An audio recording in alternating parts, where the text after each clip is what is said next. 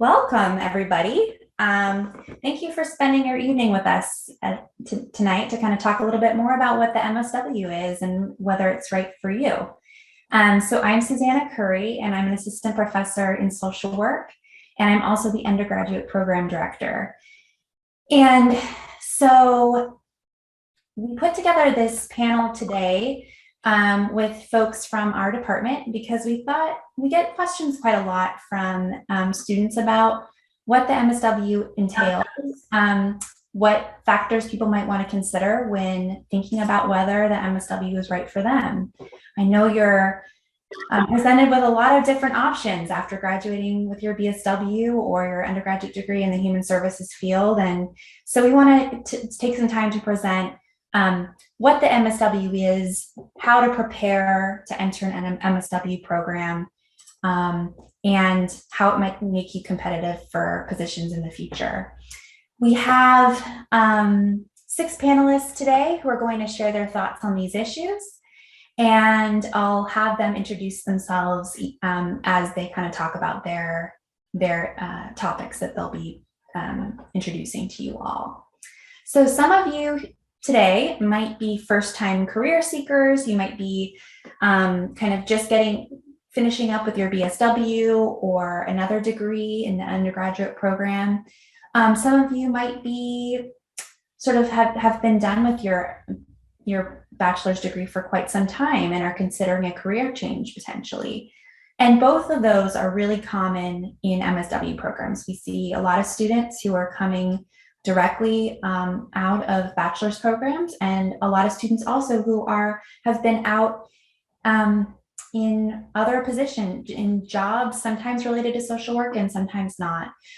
So whichever kind of student you are, welcome to the discussion this evening. Something else I want to mention really just off the bat is that a lot of skills in social work, such as advocacy, working across systems, and communication, are transferable to and from many other fields. So if you are in another field where you are developing those kinds of skills, they will be very welcome in social work. When you think and reflect on what the panelists are here to say this evening, think about your interests, your current interests, and your strengths. I encourage you, there's going to be a lot of information thrown at you tonight, and I know it might be a lot to take in. Keep in mind that we are recording this session and we will be posting it on the BSW resource page. So if you need to come back and listen to a particular panelist talking about a particular something to consider around the MSW, you don't need to jot down notes word for word. We'll have the recording available soon. So we're going to start right off the bat with our division chair, Tyler Arguello. And Tyler, I'll ask you to just say a few words about yourself, and then you can talk a little bit more. Dr. Arguello is going to talk a little bit more about the need for social workers, particularly social workers with MSW degrees, the benefits of the MSW, and some of the alternatives to the MSW. So Dr. Arguello, you have the floor. Great, thank you so much. And thank you all for being here, all the attendees, as well as all my colleagues here, and Dr. Curry, and our academic advisor extraordinaire, Megan Solomon, for putting this together, and even the last minute, making it all happen. So I'm so happy to be with you all here this evening. I'm just gonna launch in to the topics that Dr. Curry just mentioned. I will just preface it with, I am the current chair of the department. I've been in our division since 2014. I primarily teach in classes related to behavioral health or mental health practice. I started my career in social work years ago, volunteering in community-based organizations, focusing my efforts around HIV/AIDS and mental health and substance use. I do hold a bachelor's in social welfare. I participated in an MSW program that was an advanced standing MSW program. And then after practicing for several years and becoming licensed and gaining a number of credentials, went back and got my PhD in social welfare from the School of Social Work at the University of Washington. So Feel free to call on me if you have questions about those. But nonetheless, I just point that out in seeing one example that you can get through a variety of levels of social work education. So the benefits of an MSW specifically, the need before I get to the benefits. So the need for social workers is quite great. We have always been in need, but nationally, our NASW, the National Association of Social Workers, estimates that there's around 715,000 social work jobs in across the United States, and that was a couple of years ago. And then the estimate is by 2030, our profession will grow by 12%. That may seem kind of ethereal. More specifically, here in California, by 2028, so just around the corner, 6 years from now, it's estimated that there will be 28% fewer, not just MSWs, but 28% fewer licensed social workers than we need to meet the demand in our state, right? So we will have, just in 6 years from now, a small shortage of, or a shortage of licensed social workers, as well as then overall a shortage of MSWs in general. We do know that in mental health specifically, or behavioral health, social workers have always been the largest number of providers of services, and that is largest number of providers over the total number of psychiatrists, the total number of clinical psychologists, and the total number of nurses that focus on psychiatric services. That has been a consistent number from decades, almost 100 years ago, from kind of the inception of our profession proper. The VA, just as one example of a large institution, employs over 13,000 MSWs specifically. I'm currently here in the state of California, should you choose to stay here after getting a graduate degree. There are currently literally several bills being introduced into our legislature by several congresspersons, county officials, or county organizations, and other organizations interested in expanding the workforce of social work, and specifically behavioral health social workers. So that will be funding social work education. That will be pipeline programs similar to other programs that you might be aware of, like our child welfare pipeline program.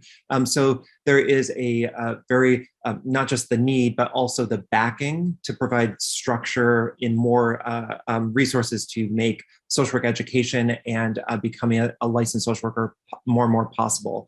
And we are also doing things too, like still continuing to fight for title protection, so that when people go for services in social service, human service agencies, that when they see someone who is entitled as a social worker, that they know that they have the proper education at the bachelor's and master's level.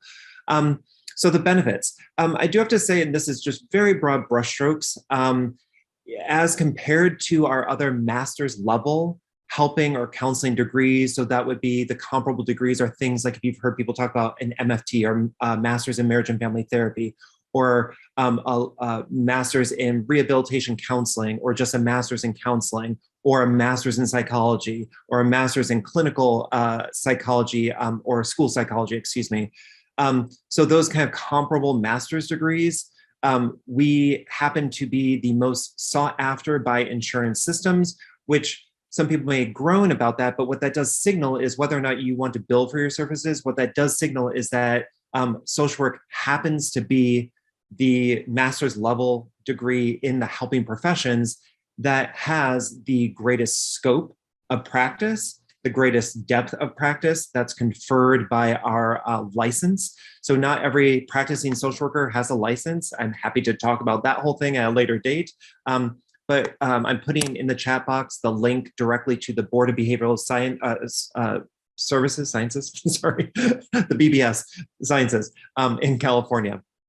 And it describes the scope of each license, which generally architects out what we would think about, what do social workers do, or what do MFTs do as compared to social workers, for example.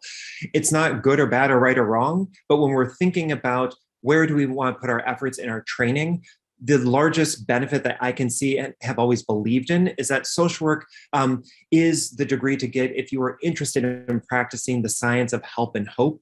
We are the only helping profession that has explicitly in our mission, and that's codified as our ethics and our principles that guide our work, and that we are held to, we are duty bound to have social justice as one of the core principles of our profession. We also are the only profession, and I'm not just talking about master's level, comparable master's level degrees, but when we think about helping professions as in medical doctors, nurses, psychologists, teachers, while they all, yes, want to be helping various communities, we not only focus on social justice as a primary motivator, we are the only one that actually explicitly says that we must be of service to communities, especially those that are marginalized. And that is multi-level marginalization. So interpersonally through systemically and policy-wise. The NASW, I'm not going to read this. I'm just going to put in the chat box as well. Our National Association technically says, these things here that are bulleted in the chat box, these are technically what they say we do. Again, though, social workers, we are helping at the individual level, family, organizational level, at the policy advocacy level. What I will say, though, despite us having all this technical articulation of what we do have a problem with our public relations. We always have. And actually, due to that, I'm also going to put in the chat box, and so hopefully this will come through. If not, I can make sure to email it while we're talking, and Dr. Curry or Megan can forward it out to participants. So a couple of years ago, some colleagues in the division and I actually did a study across the state of California with what do people actually believe that we do, right? Because while we have these very, at times, what can feel like esoteric goals that are like wonderful to think about, but how does it work in practice? What we have found in California, that Californian citizens, and it's a population-based study, so it wasn't just a few people that we asked, but across the entire state, across various demographics, we asked people to talk about the profession and what they think of our profession, what they think about social workers as practitioners. And what's difficult is that we are viewed, and this is just a couple of years old, as less effective and less prestigious, and that's a bit of a problematic word, but less prestigious than our other comparable professions. That actually social workers are one step below what people believe to be about the effectiveness and prestige of teachers and homemakers. However, that is coupled with, ironically, that there is such a high demand for our services. And what's more understood anecdotally and through our study is that when people have had direct experiences with social workers, that is, someone is in the hospital, your loved one, and they need palliative services, or they need to be connected with supportive services. When people have those direct experiences with social workers, their attitude and belief system completely changes, right? So that offers a lot of hope to what we say we do and what we actually do day in and day out, right? Because we are motivated by these very esoteric ethics and principles. And when people see that in action, they are utterly convinced that we are effective and that they benefit from our services. So that's a huge kind of, on one hand, a mixed bag, but in the end, a huge plus for our profession and practitioners. Also, overall, with our identity as a profession, people believe us to be much more kind of progressively every decade more oriented towards individual level services, right? Akin to these clinicians who have private practices and such. That's not true though, right? Because we are found in all levels of social service provision. So we do have work to do to correct some of that public relations sort of messaging and the value at all levels, not just at the interpersonal or kind of family level. And a few last bits before I turn it back over to Dr. Curry is, when you are looking at an MSW, I strongly urge everyone here participating tonight to look at programs, whether it's in the CSU system, in the UC system, or I would encourage you to look beyond our systems at MSW programs that have a dual degree, as they call it, right? So an MSW that you are getting alongside an MPH or a Master's in Public Health, for example, or a Master's in Public Policy, or a Master's in Business Administration, or an MSW and a law degree. So I encourage you to look at those, because while our society is becoming much more complex and we do need more and more social workers, we also do need people that are social workers and have a variety of other complementary skill sets, and that you can serve in many ways, and that you can specialize further and make progressive new kind of corners the market for yourself. I also want folks to think about too, if you're interested in more clinically oriented programs. So you think like, yes, I want to be an LCSW. Wonderful. I will support that. And I will talk with you till I'm blue in the face about the value of that. But do be aware, kind of buyer beware. Be aware of other clinical programs or other advanced programs. By that, I mean, so yes, become an LCSW, but do you also want to think about prescribing medications at some point in time? So maybe you want to think about becoming a nurse practitioner, a physician's assistant, or a medical doctor, psychiatrist, or other specialty in medicine. So that's a worthwhile conversation to have if you know that you want to do much more direct oriented services and you want to have clinical impact on client systems. And also there's always the, talk with any of us about the value of an MSW and a PhD. So if you want to focus on research skills, or also there's a whole variety of PhDs that are research focused, but also some that are more research and practice focused, research and then specifically like policy focused. So there's a variety of ways you can do a PhD. So again, thank you all for being here this evening, and please do reach out with whatever questions that you may have. Great, thank you so much, Dr. Arguello.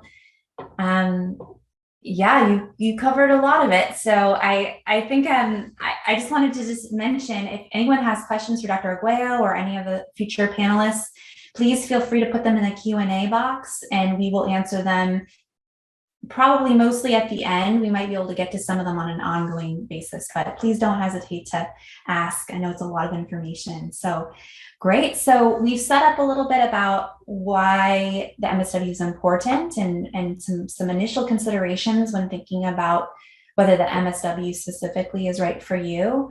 I also wanted to quickly touch base or talk a little bit about how grad school just generally, and the MSW in particular, is different from undergrad. So undergraduate coursework and the BSW in particular is generally broad and designed to create a really well-rounded student who is ready to enter the working world. Graduate school, on the other hand, is much more specialized and specific, as you may have guessed. And you'll be likely working with your professors much more closely and sometimes on a one-on-one basis. In fact, that's quite common in the MSW program. So whereas an undergraduate program might be a little bit more focused on understanding core concepts and memorizing new information, in graduate school, generally, you'll be expected to not only learn some new core concepts, but also be able to apply that information to a much greater extent.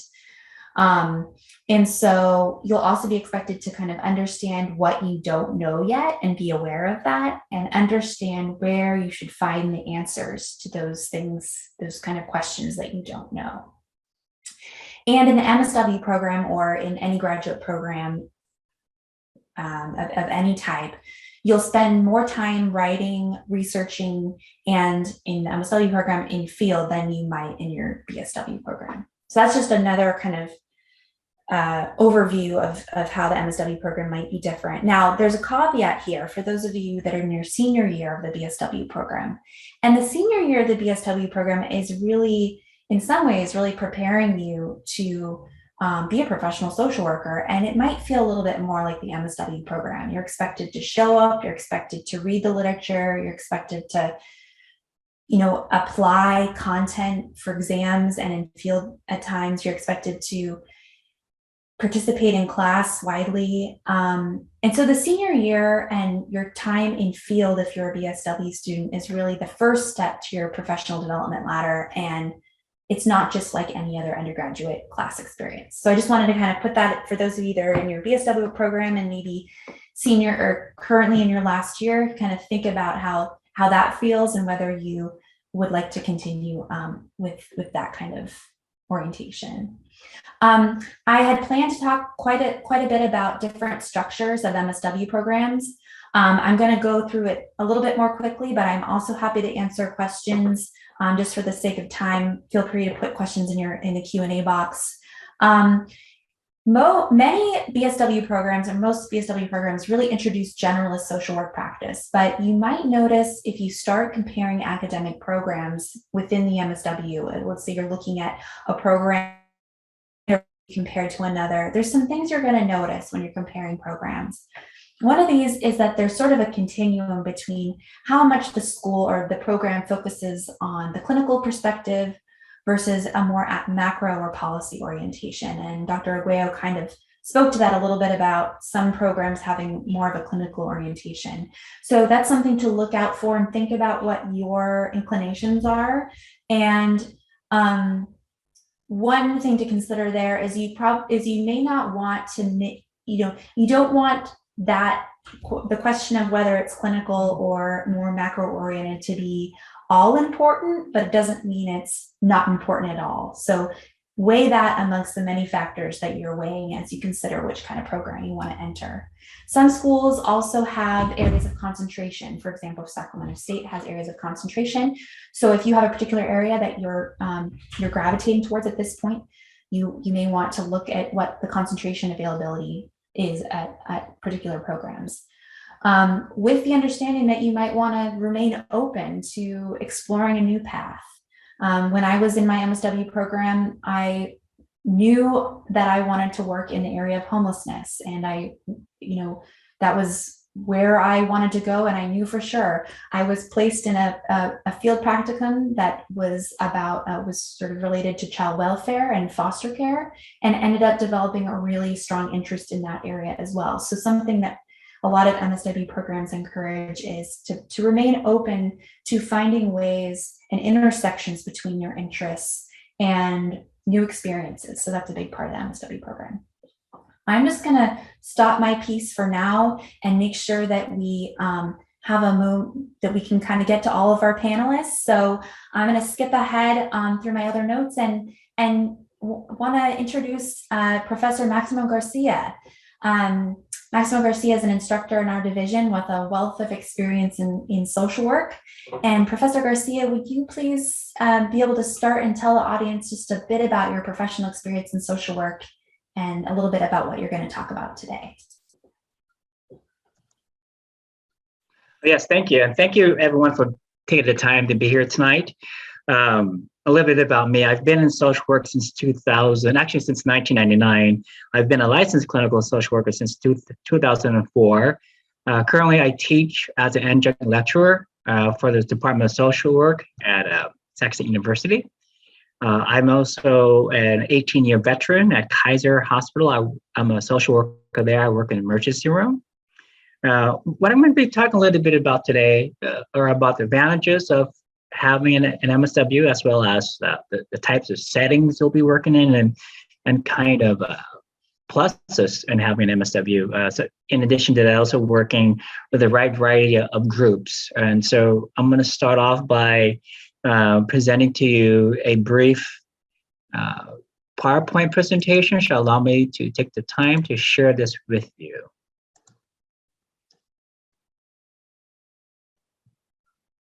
And I'm hoping that you're able to see that. We're able to see it. Great. And so I was hoping I could actually put this in full screen, but it seems like for whatever reason I can't. So anyway, yes, so here it is, my PowerPoint presentation. So the advantages of an MSW degree. We all decide to be a social worker for a specific reason. There's something that we are passionate about. There's a social justice issue that we feel strongly about, and we want to go out there and make some changes, right? And with that said, one of the first questions I ask my students at the beginning of each semester is, why do you want to become a social worker? And that usually leads to a very powerful discussion about their passions, about the reasons, about why do you want to become a social worker? And so that's something that we all have to think about. That's something we have to reflect on. Why do we want to become a social worker? Many advantages of having an MSW degree. First of all, you will have the ability to actually work at the macro level of social work. There, as you know, hopefully by now you know that there are 3 levels of social work services. That includes micro, meso, and macro. The micro level, that usually focuses on working with individuals, families, and couples. At the meso level, you'll be able to work with neighborhoods, communities, and small groups. And obviously, at the macro level, you'll be working in policy development, governmental agencies, research. You'd be working in the political field. You'd be able to participate in community organizing, as well as working with community organizations. So having an MSW degree gives you the skills and ability to work at these levels of social work. Dr. Ugola had mentioned that there will be an increase of job growth by 12% for social workers. That is true. According to the Bureau of Labor and Statistics, job growth for social workers is expected to be increased by 12% through the year of 2024.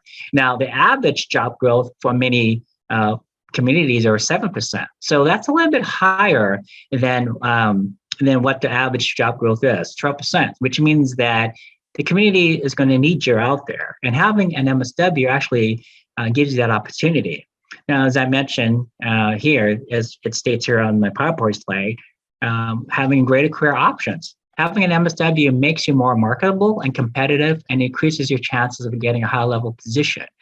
I sit on the hiring panels and interview panels with a local hospital. And one of the things I look at when I review resumes and when I talk with candidates is how marketable are they? What have they done? Well, how high is their education? Obviously, having an MSW puts you up there. It gives you more of a marketability. It makes you more competitive in getting well paid, not only well paid, but also higher level positions within the field. And part of it too, we do want to make a living, right? We want to get paid a little more than expected. And so having an MSW, you're expected to earn $15,000 more a year compared to someone who has a BSW.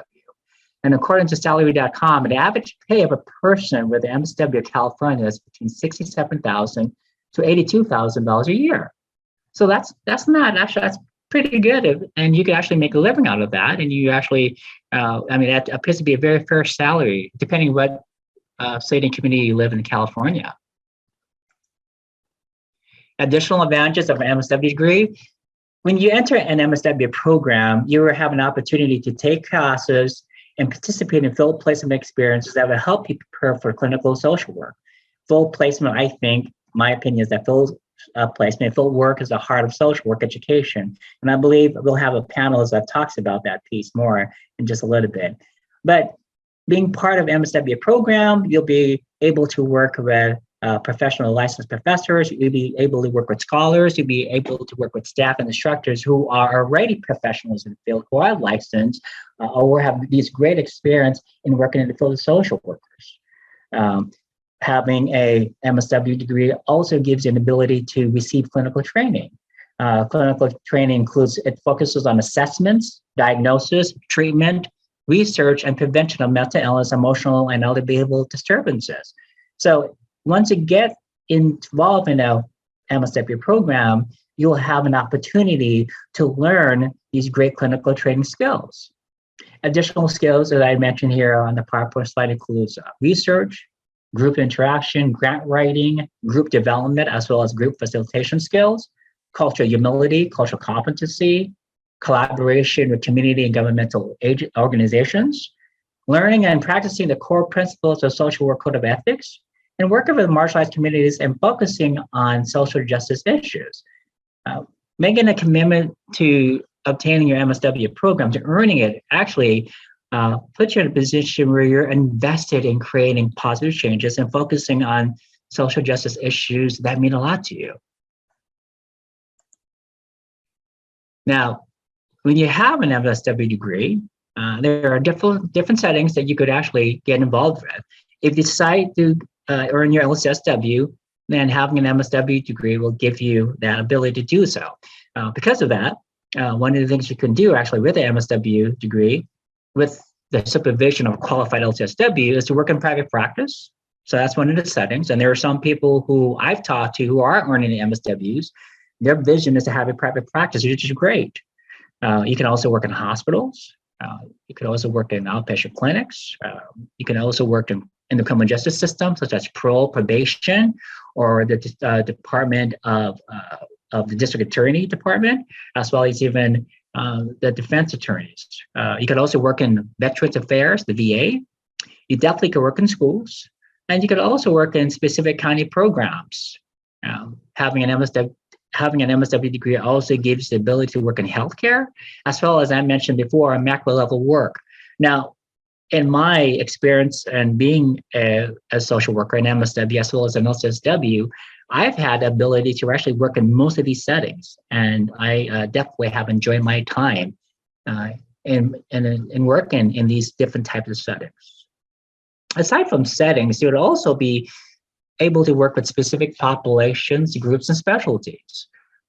If you earn an MSW degree, definitely you'll be able to work in the mental health as well as even the medical field. A lot of people seem to think that before you to work in a hospital, you have to have an LCSW. That is not true.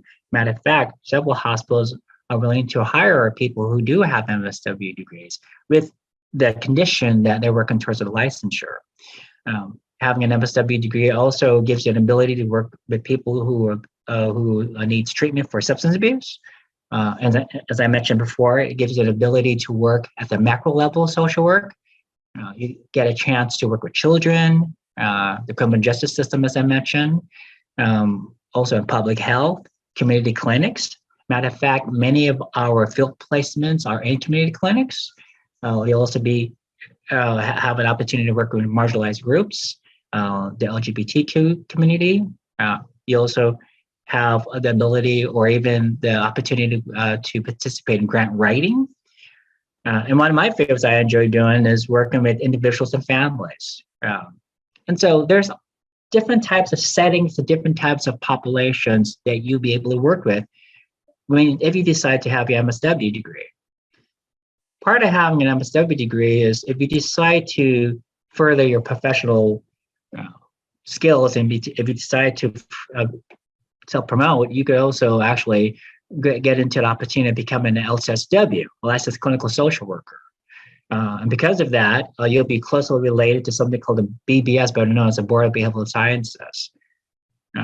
Once you begin your MSW program and once you graduate from one, you'll be able to associate yourself with these types of organizations as well as even government boards, such as the BBS, the Association of Social Work Boards, and one of my favorites is the NASW, better known as the National Association of Social Workers.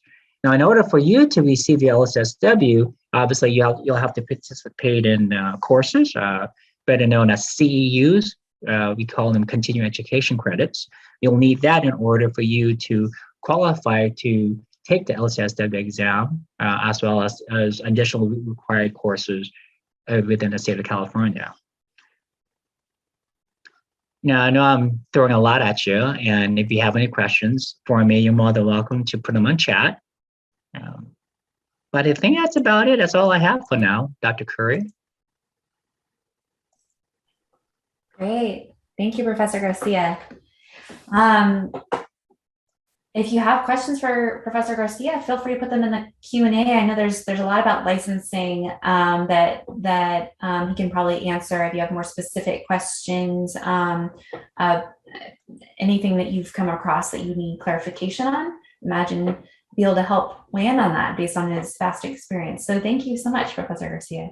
You're welcome. And one of the main questions I received from the MSW graduates is, what does the test look like? And for the state of California, there are two tests. There's the law and ethics test that you have to take, and that's usually within the first 12 months of post-master's experience. And then after that is the big test, and that's after you obtain about 3,000 post-master's experience hours, along in parallel with the supervision that you are required to have. So if you have any questions about that, please, you're more than welcome to add that to the chat, and hopefully I'll be able to give you the answer that you need. Great. All right. Thank you. Wonderful. Well, related to licensing, but also a little bit more about the MSW experience itself, we have Lisa Marsh, who is our new and wonderful field director in the social work division here at Sac State. And Professor Marsh, if you could give a little bit of, again, about background about yourself and your work in field, and then you'll be talking about the role of field in the MSW program and how it prepares you for your future work. So I'll give you the floor. Sure, thank you. Thank you. Absolutely. I'm so excited to see that there's a great number of you all here tonight. It just shows that you have an interest in graduate school and you're taking a proactive approach to really keeping yourself informed so that the decision you make to go to graduate school will be an informed decision, because it is quite a responsibility. Yes, again, my name is Lisa Marsh. I joined the Sac State, the Division of Social Work, I think it was 2015. I came in as a liaison for our Title IV-E program. That's a whole nother piece of information, but Title IV-E was the program that came in through. I also taught some classes. Most of the classes I taught were Social Work 95, which was an introduction to social work class, and also some advanced policy classes in the graduate program. Prior to coming into Title IV-E, I've been practicing as a social worker since 1993, and I have worked mostly in child welfare, working in public child welfare services, working with child protective services. I did that for a number of years, for about a decade, and then went into private nonprofit agencies doing adoptions for children who are dependents of the juvenile court system and seeking a permanent home. And so I loved what I did, and now I just come to this part, love being with students and helping prepare students for this very complex and rewarding profession that we all participate in. So I'm going to talk to you all today about the importance of field education and how field education experiences really help support your graduate program degree. I'm here to prepare, try to share my screen here for just a minute. And Susanna, or if somebody can let me know.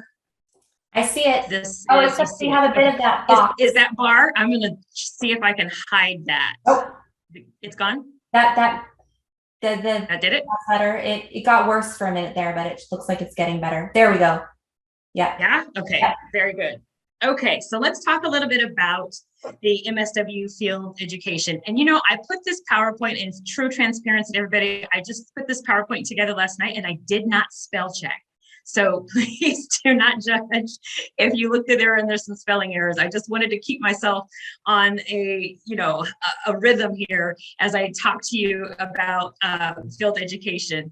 So it just hit me just now. I thought, ooh, did I spell check? But okay, here we go. So I really want to start off with some students may not necessarily know exactly what field education is and what social work field education is. And I also want to point out to you, some of you might be in your last year of your bachelor's degree, and I really want you to focus and pay attention to this whole aspect of field education, because what I'm going to be talking about tonight really has a grand connection to what you are already doing in your field experience in your bachelor's degree, as you're pursuing your bachelor's degree, because field education is so important in preparing you for this profession.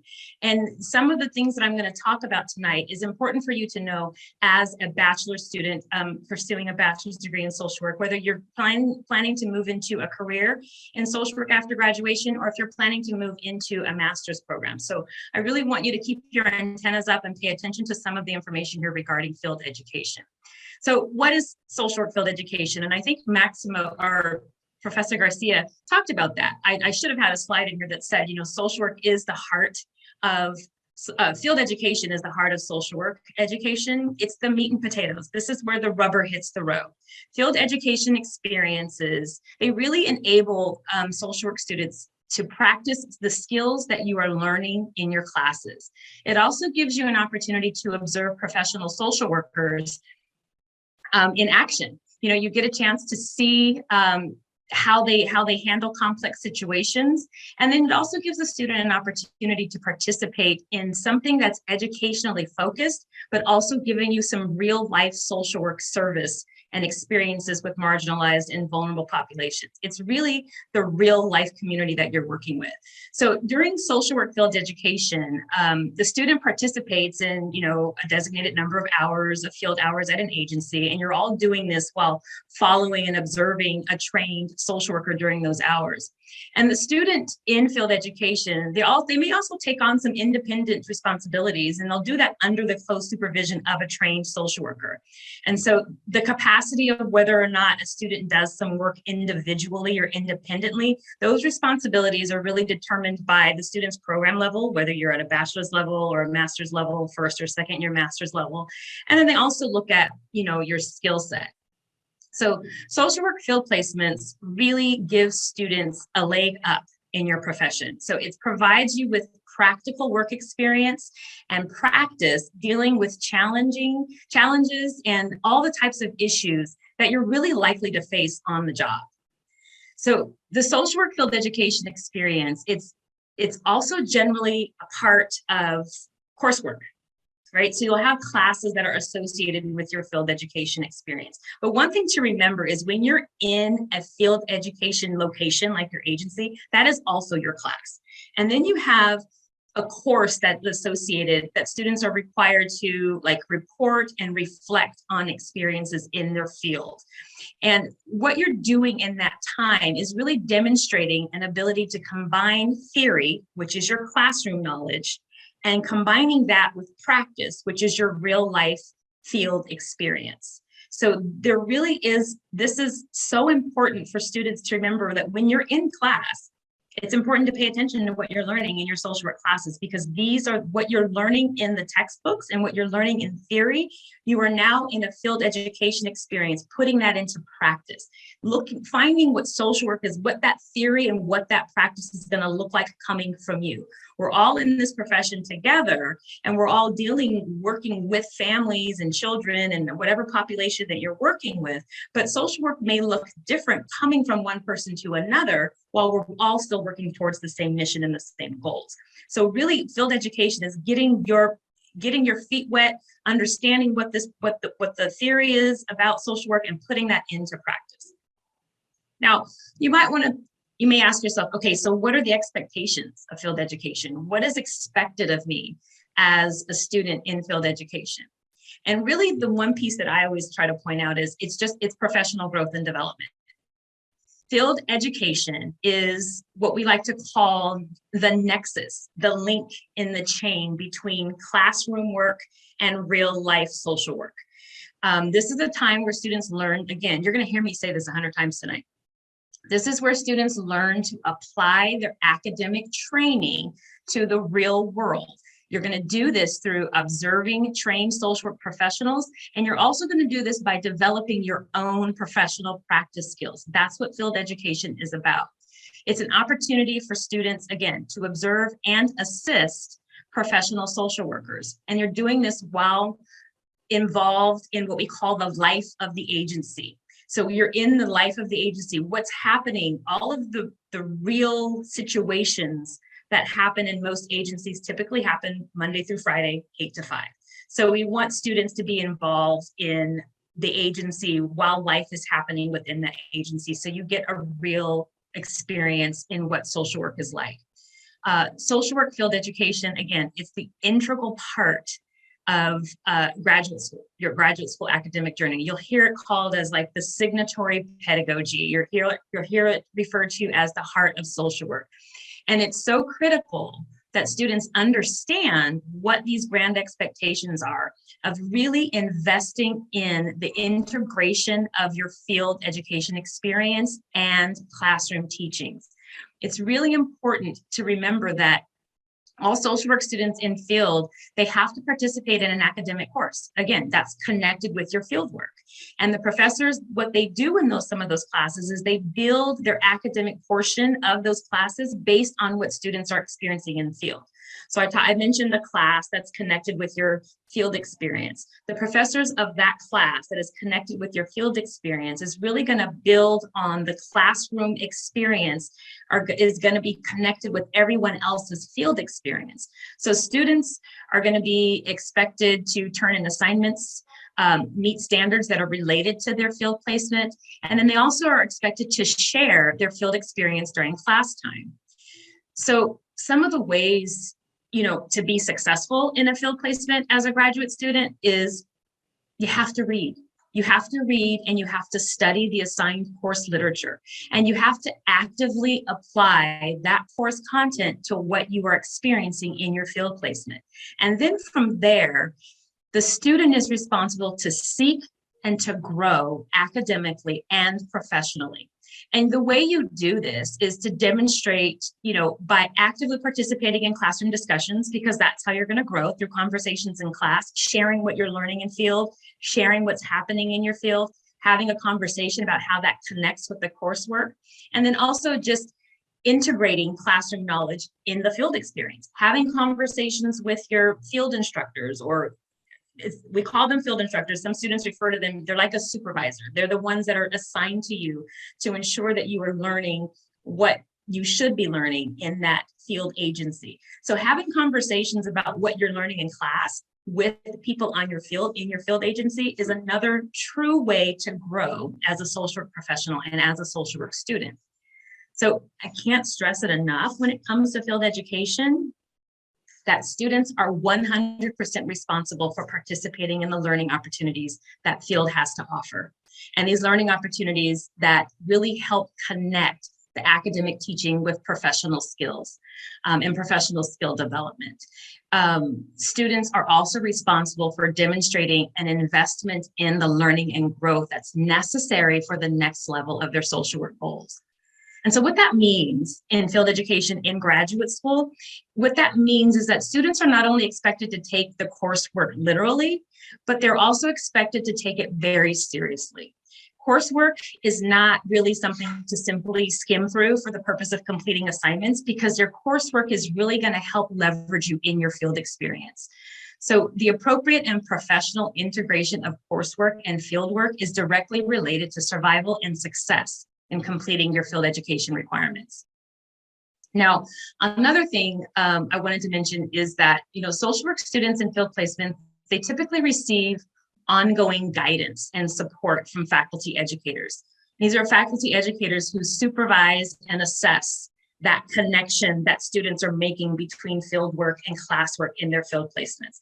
These individuals are often referred to as a liaison or a faculty field liaison. I mentioned to you all that I came in the Title IV program, and that was my connection with field education, was that I was a liaison, where I went out into the field placements, met with students, met with their field instructors in the field agency, and really had conversations with them and discussions with them about ensuring that the students are learning what they need to learn to be prepared for this profession. And those are some of the great experiences that come along with field education, because the faculty field liaison, your classroom professors, your field instructors at your field agencies, all of them are a valuable resource for students in every aspect of your field education experience, particularly in the area of professional development and professional conduct. Because you read about things in class, you hear about what social work is like, and you think to yourself, I did this. You think to yourself, I can handle it. Hey, I read about it. You get into field, and then you get that client in front of you and you feel like, I don't know my way outside of a wet paper bag with the situation. And that's what field is about. It's learning how to confront, how to deal with complex situations. And when I say complex, it's situations that aren't complicated. There are situations that are complex, that change from time to time, or maybe it changes when you're working from one client to the next. What may work with one client may not necessarily work with another client. And field education experience is a time for you to work that out. How are you developing your professional self? What is social work going to look like come for you? Building that awareness about where your strengths are and also where the areas that you need to grow in.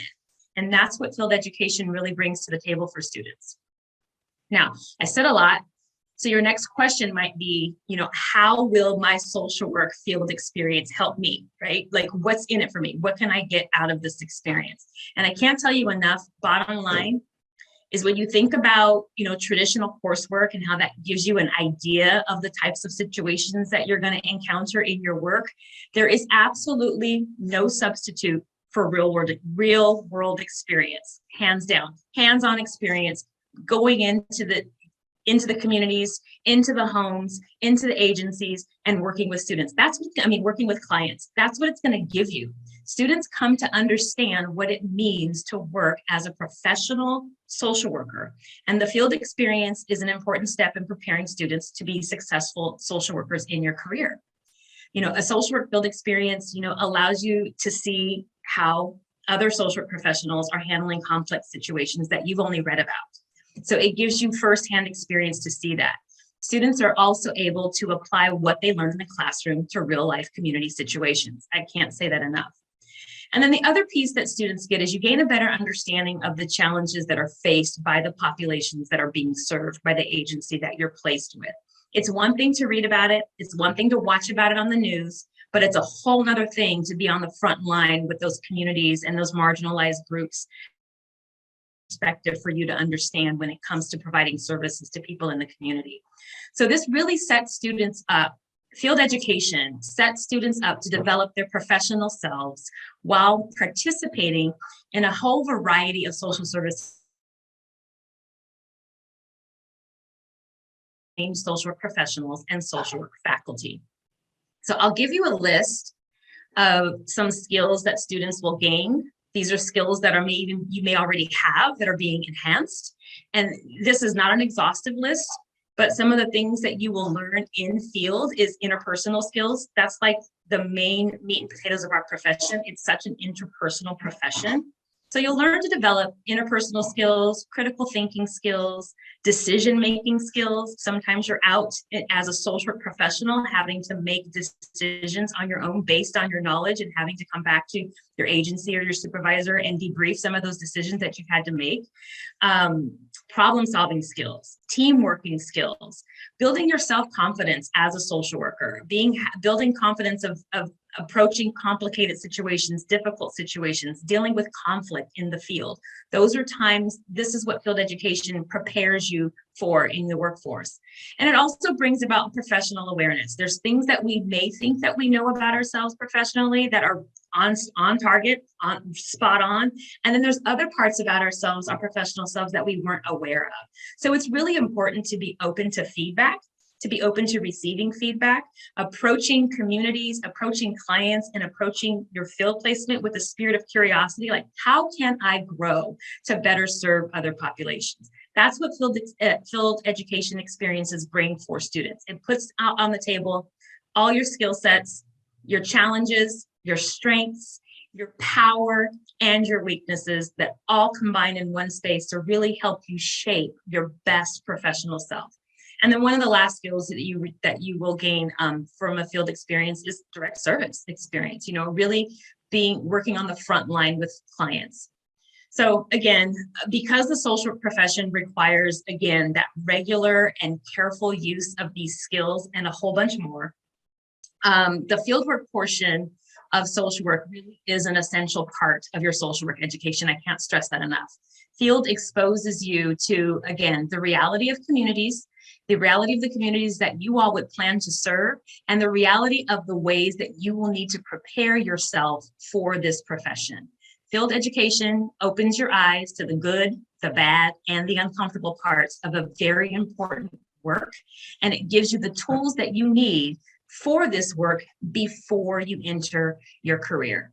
So the goal of any field placement at any education system with any social work program, I'm willing to bank. I did not graduate from Sac State, but I know that this is our goal, and I know that it was the goal of the school that I graduated from. And the goal of any field placement is to help social work students become more confident. We want to help students become more competent. We want to help students to be ethical and professional social workers after graduation. If you invest the necessary time, attention, and the use of the resources that are provided for you in a graduate program, I'm here to promise you that you will grow. You will grow if you are invested in it, if you are curious about growing, if you are serious about a career in social work, then you will grow if you invest in this. So if you have questions regarding field education, like Susanna mentioned, I am the new field director with our Division of Social Work program, and if you have questions regarding field education, if you have questions regarding, what field education should look like coming from you, what are some opportunities, how should you present yourself? We are here, our program is here to support you with any of that. So that's all I've got for you tonight. Great, thank you, Professor Marsh. Thanks. Lots of good stuff there, and I learned something new from all of the panelists today. So it's great to hear a little bit more about field education and the goals of field education. So thank you for taking the time to share that with everybody. Okay, we're gonna pivot again. So some of this may have gotten you thinking a bit more about applying for the program and for an MSW program. And so we have some experts here who work on this day in and day out on admissions issues. Professor Maria Denish and Megan Solomon. So Megan Solomon is the advisor in our division and has a lot of experience with helping students plan for graduate school generally. And Dr. Maria Denish is our admissions director. And so they're both going to spend some time talking a bit about what how to prepare for graduate school, particularly for the MSW program. And please remember that today we're not focusing on admissions to the Sac State MSW program, although that can be touched on and is what will be presented today is relevant to Sac State. But we're trying to be broad and kind of talking about generally what are programs looking for. So I'm actually going to share slides for our next two presenters, but would you two both be able to tell everyone just a little bit about yourselves as well, and while I'm getting the slides up? Sure. I'm Professor Denish. I actually do have a master's and a bachelor's in social work from Sac State, so a long history here, and then my doctorate from Berkeley. I've been at Sac State since 2001. I teach primarily in the research sequence area, also international social work, and I'm admissions director currently. And before that, I was working in Minnesota, so in a private school. So I've done private and public school types of teaching. As we're getting our do you want to go, Megan? And then yeah. For those of you who don't know me, my name is Megan Solomon. My pronouns are she, her, and hers. I'm the advisor for the Division of Social Work. So I've worked with several of you getting you through your bachelor's. While I am not a social worker myself, I've been in higher education for over 10 years, 8 of which here at Sac State, and then previously at Monterey Bay. I have my bachelor's in social and behavioral sciences and a master's in higher education leadership and policy. So my main goal is to help students navigate the bureaucracy that is higher education and make sure that you successfully complete your programs and get out in the world and do the amazing work that you do. And as Dr. Curry mentioned, we're not going to focus so much on all the details of our admissions per se, but a lot of the same areas, and some of it is maybe focused on our admissions.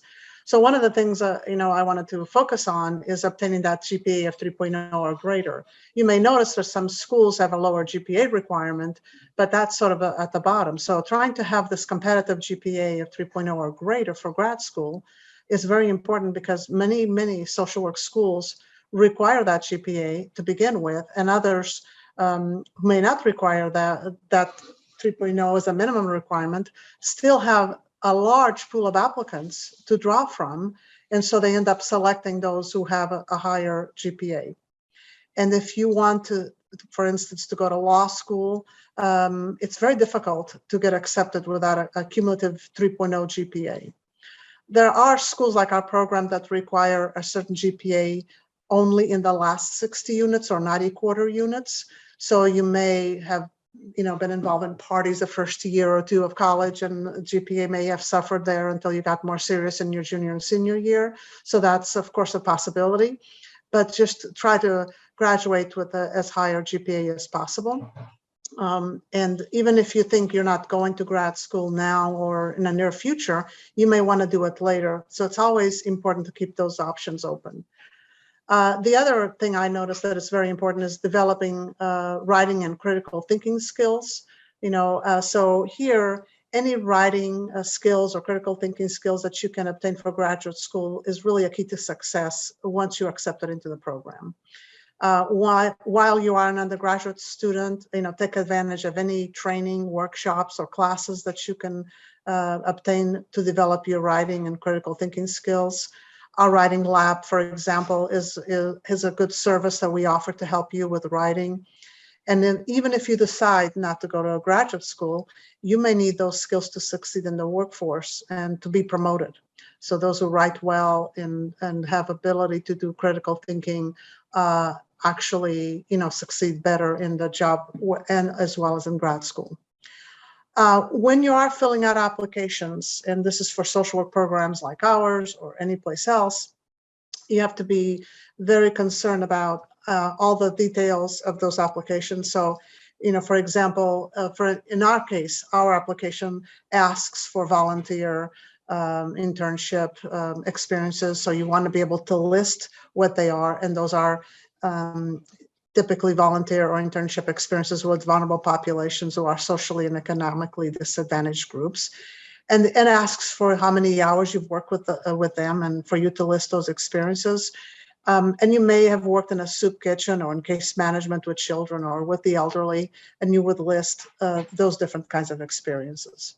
It also asks you to list employment hours that you've worked per week. So, for instance, you may have worked in health profession, like in nursing or certified nursing assistant job, or teaching children K through 12 as an experience of a work experience.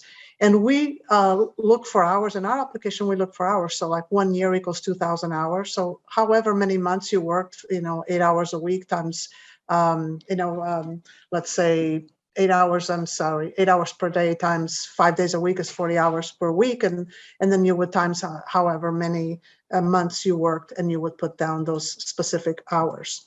It is, again, those experiences, sometimes people don't consider that, teaching or nursing is a type of social work as well, but in a different area. Those are work in human service agencies. There can also be jobs, of course, in things that are more traditional, in case management, child welfare, or work with the elderly, or in the prison or probation system. Clergy is another area, are all examples of work that counts, and many others that I'm, can think at the moment.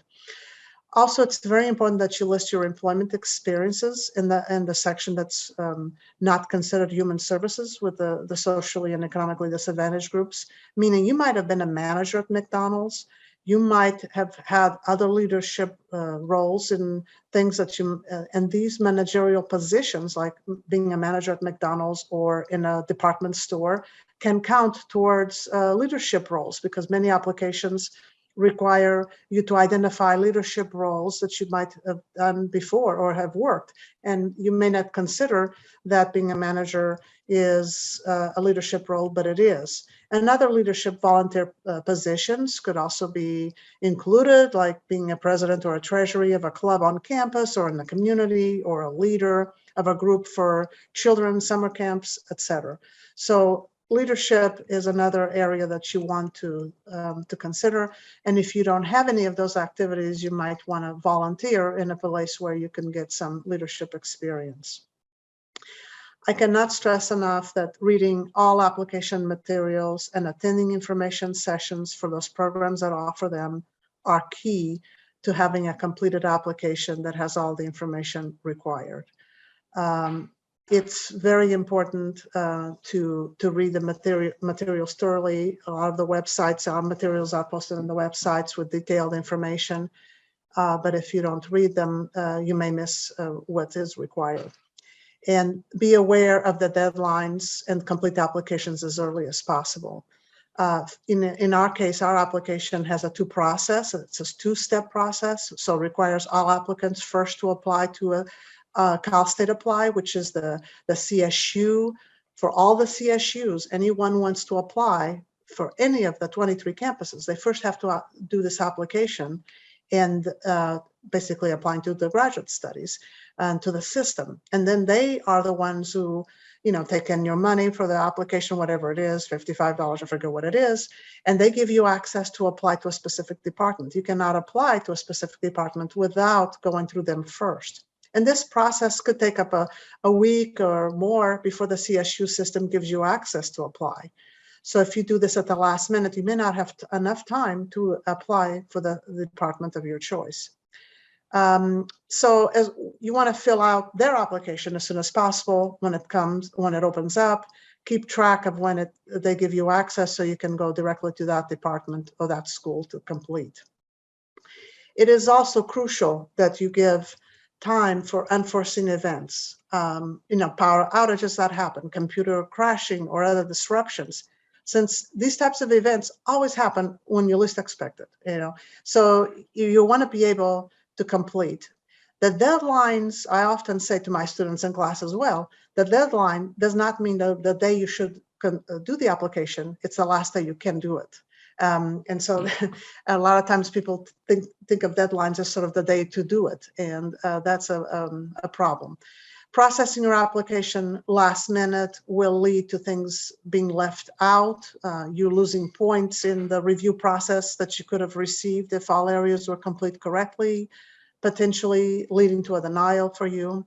It's very tough, really enough to compete, because every school has a number of spots and many, many applications that come through. So each university every year is going to have 300-400 applications and maybe just 100 spots. So they can pick and choose those who completed their applications correctly and submit all the materials and have the grades and the experiences that can best fit that program. So you want to be able to do your part to increase your chances of getting accepted. And that's sort of the notes I kind of had to talk to you about this. And if, again, for those who are interested, next year, make sure you come to an information session, because then you can have a detailed information directly about the application process. And now I'm going to give the floor to Megan to talk about professionalism in graduate school. Thank you, Maria. I appreciate it. So very quickly, we're just going to go over the difference when you're going to start completing your professional development once you start your master's program. When you are part of a graduate program, you represent yourself, your school, and your department. And that's a very, very heavy burden, but it's also a great way to develop as a professional in your field. Our program, as well as every other MSW program you may apply for, they are professional degree programs. So you will be treated as a professional in training. And this means that you may get some feedback on how you email, you present yourself, things like that. This is nothing against you, because you're still learning. Every opportunity that we're giving you is an opportunity to grow and improve and be the best version of a social worker when you graduate. Some other things that we want you to keep in mind, you want to make sure that you're using the correct pronouns and titles for your faculty. This could include doctor or professor. And again, if you're not sure, make sure you ask. This is a great practice to get into as you move out into the field, because you want to make sure that you're being respectful of everyone as well. The biggest thing that happens for graduate school is also that you need to make sure you're dressing appropriately for the event or the circumstances. What you wear to a lecture will not be the same thing that you're going to wear in your field placement or when you go out into the workforce. This is one of those things that if you're not sure, ask. Again, you're still a student. We want to make sure that we're helping you. So it's always something you can check in on, talk to your faculty, and then talk to your field placement as well.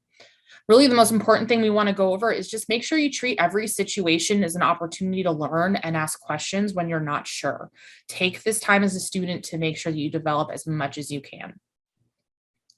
Next slide. Communication etiquette. Now you're going to be jumping into a world where email is king, and you're going to be chatting with your clients, with your faculty, with fellow students.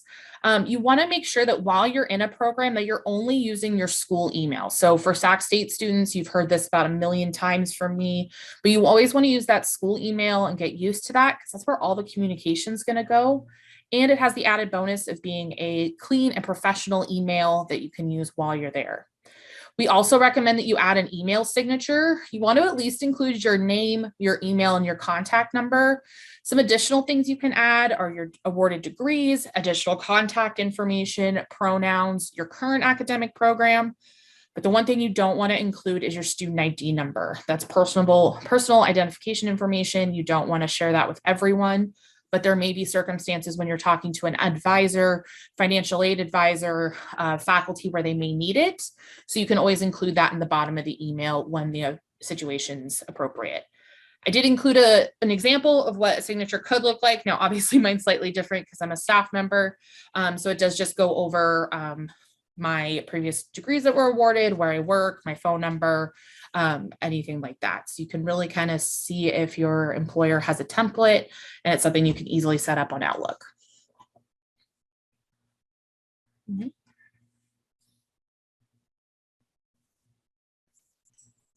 Great. Thank you, Megan and Professor Demish. There may be questions. I just saw a Q&A added, so we'll get to your questions shortly. Last but very much not least, I want to be sure that you've all been able to hear from a current MSW student. So Felicia Vasquez has just so generously offered to share her experience or I guess maybe applying for or considering the MSW program, and then the experience within the MSW program. So Felicia, do you want to, I'll give you the floor.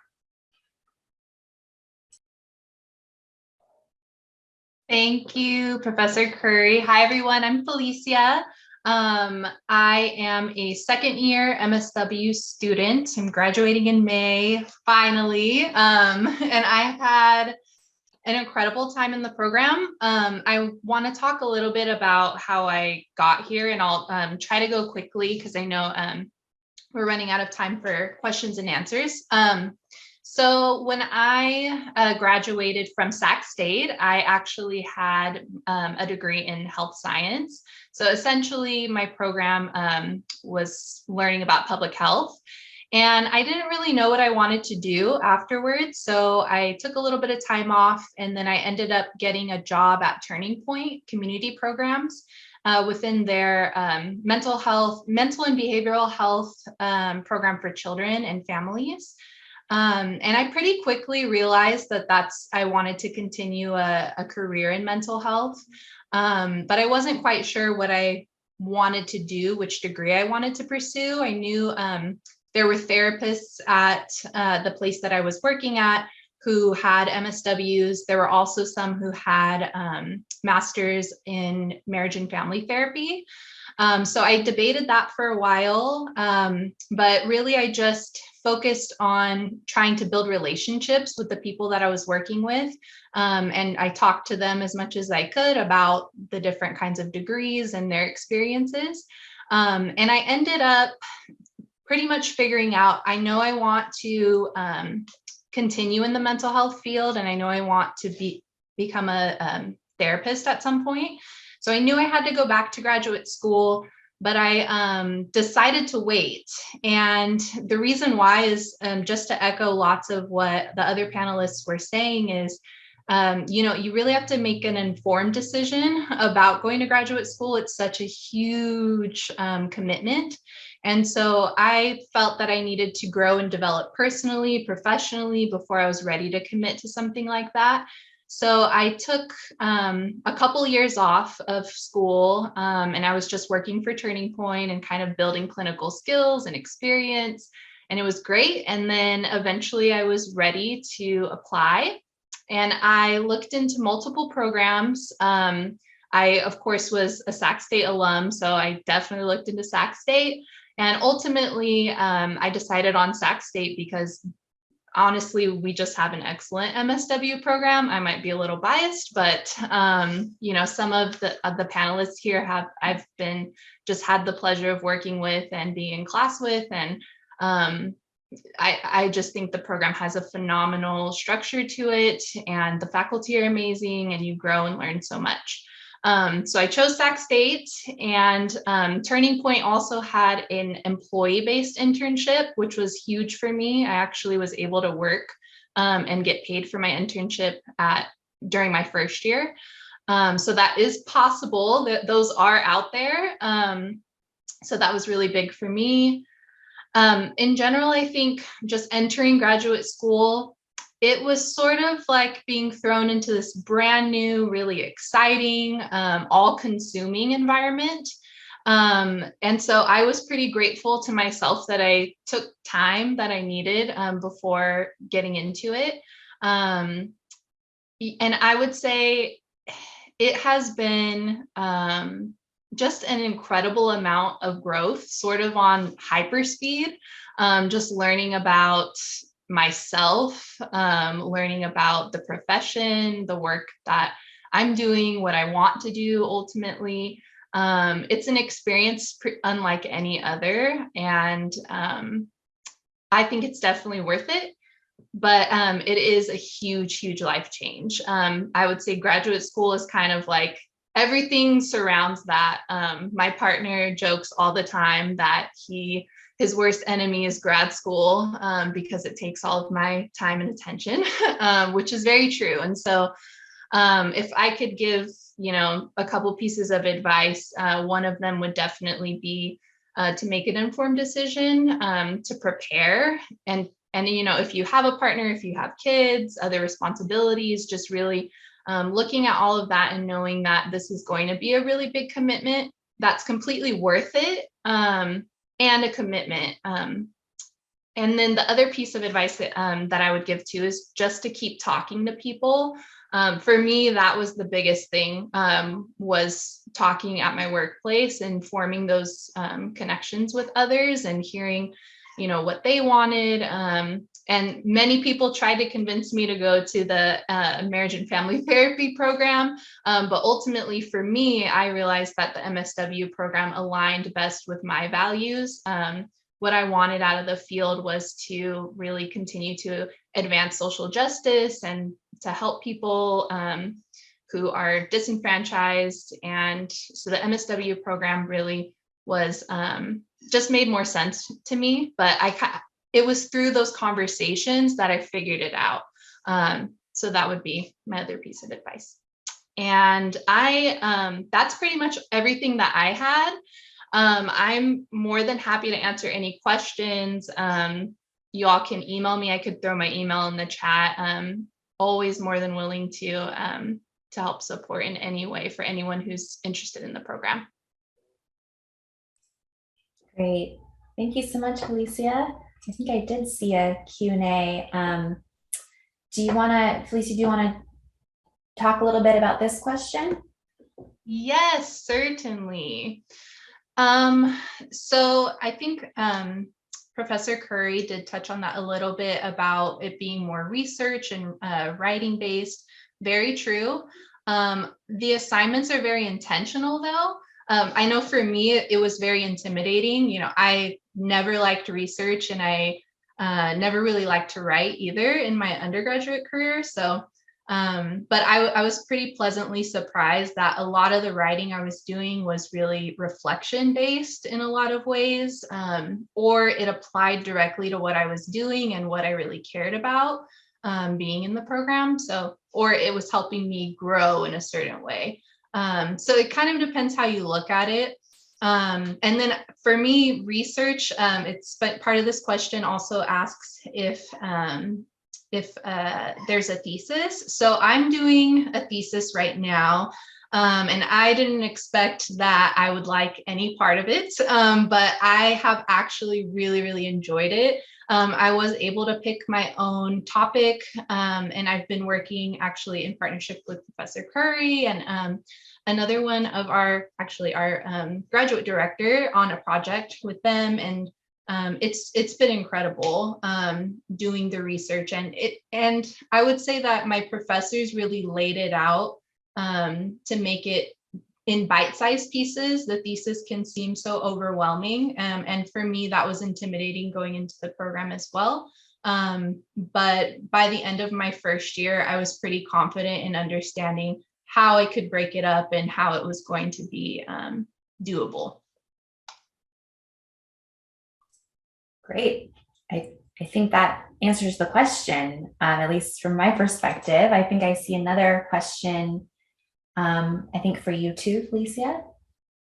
Yeah, so this question is, can you share what your schedule looked like as a MSW student while doing your internship? So the first year, the internship requirement is 16 hours per week. And the second year, it's 24 hours per week. So like I mentioned, I had a employment-based internship my first year. So essentially my employer said, hey, we'll keep you on full-time, 40 hours a week, and you can count 16 of those hours as internship, and we'll make it more focused on new learning opportunities. And so that was great. So I was able to work full-time, go to school, and have the internship be a part of that. However, it was also very overwhelming. And it was so overwhelming that I decided my second year that I couldn't do it because of the extra day of field. So essentially 16 hours is 2 full days, and then the 24 hours is 3 full days. And so what I ended up doing is just becoming an intern. And that's been more manageable for me this year of doing the 3 days a week. And then I have class all day, one day. And then Friday is just my day that I work on my thesis and other projects and homework.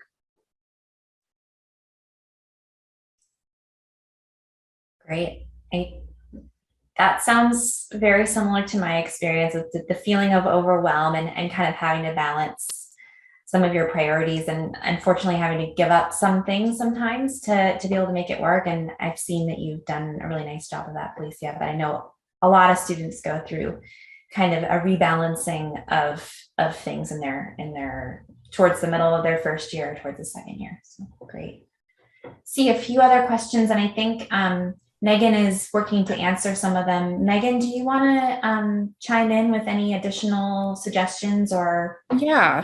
So I did want to see, there was one student who asked about specializing in mental health. They're open to alternative programs.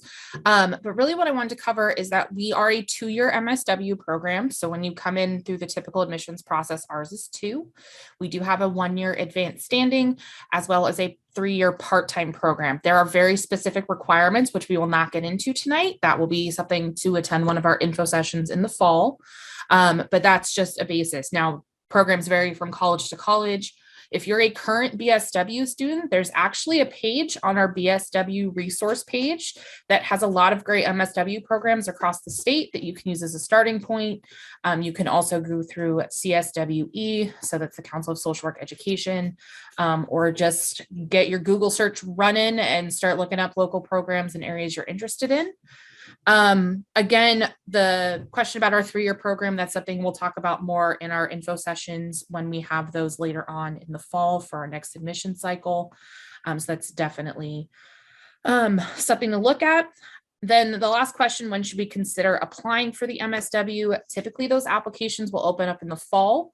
So I know for ours, it opens up October 1st, typically. It's open for a few months, and that's always for the next year. So the application that opens up in fall of 22 will be for students who are eligible to start their master's in the fall of 23. But again, please make sure you're looking specifically at the programs you're interested in and talk to their offices to get the most up-to-date information. While we might all be in the CSU, our requirements differ from campus to campus, so it's really important to check in with those schools. I'll just add that for Sac State, when we open the application in October, but then it typically, the application is due sometime in early January. Mm-hmm. And those interested in mental health, when you come in at Sac State, we have 4 areas of specialization, and one is mental health. And for the last couple of years, the 3-year program has been really just Title IV-E, which is working with children, and it's a separate type of program, stipend program. So we have not had students or slots available for 3-year that is not connected to Title IV-E. Great. Well, you all asked great questions. Thank you so much for asking your really thoughtful questions. And I want to also thank our panelists so much for their time, sharing their expertise and experience. And I know many of you will see these faces around campus and in your classes, either currently or in the future. I want to also, again, give a shout out to Megan Solomon for setting up the Zoom and advertising the event and everything like that. I see there's a question about when the recording will be available. Give us a few days, at least about, a week or so at most, to we might need to do some editing or something, and we'll get it there on the BSW resource page, Canvas page. If you're a current BSW student, it should be available there. And I'm just going to share my screen, because if you have questions about the current BSW student and want to chat with us a little bit more, my information here is available here. So please feel free to contact me, or you can sign up for a meeting via EAB and we can talk via Zoom. But with that, I know there might be more questions, but we want to be sure we end on time for everyone's planning purposes. So thanks again for coming tonight, and hope you got some great information tonight that get your mind thinking a bit more about if this is the right path for you. And again, we will see you around the halls, and hope to see you in the MSW program here, or hear about your experience at another program in the future. Take care, everybody.